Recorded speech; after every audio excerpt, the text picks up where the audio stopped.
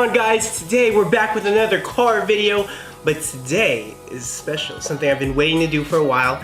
We're doing suspension! I just want to thank my friends at White Line. They're the ones who sponsored this video and they hooked me up with their amazing suspension. You may have seen Roberto's WRX and a couple of my other friends that use White Line. They make really high quality performance parts and they hooked me up with the springs for my 2017 Civic Si and the rear sway bar. Boom. They also hooked it up with the ball joints and cool little sticker package. So shout out to them. I just want to do a little unboxing before we throw it on the car. Let's do this. This right here is the sway bar. Wow. Look at that. Oh, I guess look at that. So this sway bar is 22 millimeters thick. I believe it's 4 millimeters thicker than the stock Si one. It's supposed to help with the cornering a lot more, and I have pretty high hopes for it and excited to feel the difference. Roberto, in his WRX, we installed his sway bar not too long ago, and you honestly do feel a difference when you turn. It's pretty crazy. That made me want to get the White Line sway bar anyway. And here's the big guns.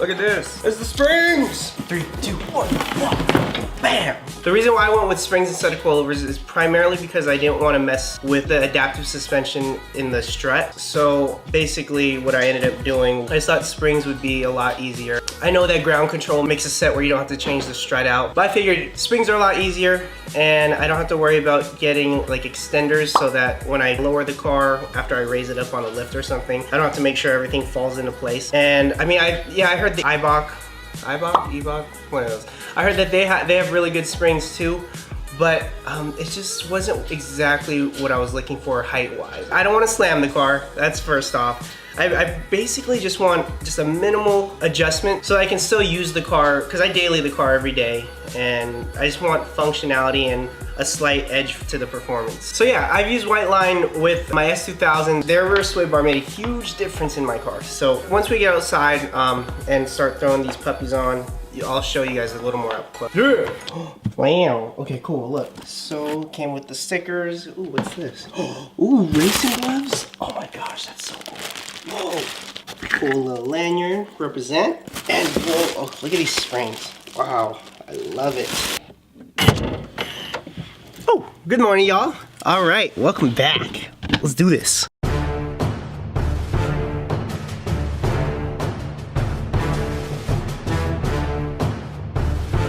So I just wanted to take a look at the car right before we do it. This is where we're at right now. This is a 3-finger gap, okay? I'm not gonna do measurements because I'm sure you can look it up yourself. Front, same thing, about 3-finger gap, okay? But yes, it's that time.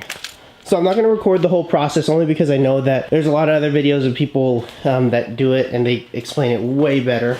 Important note, do not forget to take off the sensor for the adaptive suspension or put it back in, otherwise you'll throw a code. Okay, so just got the strut out. Make sure you take your end link off. Make sure you take the sensor off. And then this bolt right here, and you should be good. Here it is right here. Look at White Line, doing it right. Make sure you cut the bump stop. Clearly I can't cut it right because we're using a stupid little box cutter. Compliments of Dad. First notch. Okay, so here is this is the new spring. That's the old one. Okay, so the fronts are on. We're doing the rear now. Let's just take a look under there. So we're gonna take off that bolt and this bolt here. On both sides, drop it, and this middle bolt here is connected to the ball joint, which we're replacing anyway with the sway bar as well, so it's all that right there. If you're gonna do this, it's pretty quick. Just one, yeah, those two, and then you just kind of like, you know, get a rubber mallet, hit this a little bit, and it comes right out. But everything just pops out and it's in and out. Okay, you guys may not be able to tell, but it's definitely a little bit thicker. All right, we're all done. Now, obviously we gotta drive it and let it settle and whatnot, but I mean, there's definitely a little bit of a difference because I can already, perfect, 2 fingers, see that? That's just about where I want it to be anyway. But obviously the rear needs to settle. The front's actually perfect too, exactly where I wanted it, 2-finger gap. Thank you, Dad. You're welcome. You're welcome. Oh. Okay, so I just want to talk about my experience with the springs now and basically just give my opinion. I just drove it probably about 50 miles. First off, the fit and finish was excellent. The springs and the sway bars went in easily, no problems. There was no finessing it out. It was outstanding. After the install, we looked at the car and it was even all around. Whiteline's been in the game for a while. They've perfected their product and it was just spot on, honestly. I started with a 3-finger gap, and then it went down to 2 for the front. I did 2.5 for the rear, but it's, you know, the springs are still settling. I've had some experience in some other 10th Gen Civics with the iBock. I haven't personally bought them, but I've ridden in cars with them, and the ride was really rough.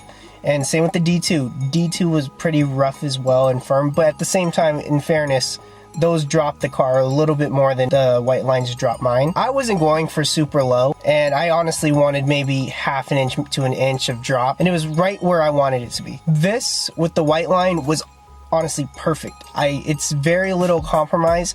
Yeah, you feel a little bit more of the bumps here and there, but it's not a drastic change to where, you know, someone that isn't too familiar with this would notice. But even now, like when I'm taking the turns and stuff, I'm so planted to the ground and it feels really good, especially with that rear sway bar. I don't know, I didn't believe that it would really make that big of a difference, but when I was hitting turns on the freeway 65, 70, like it planted. Overall, 1, the install was easy. 2, the fit and finish was perfect. 3, the performance is excellent.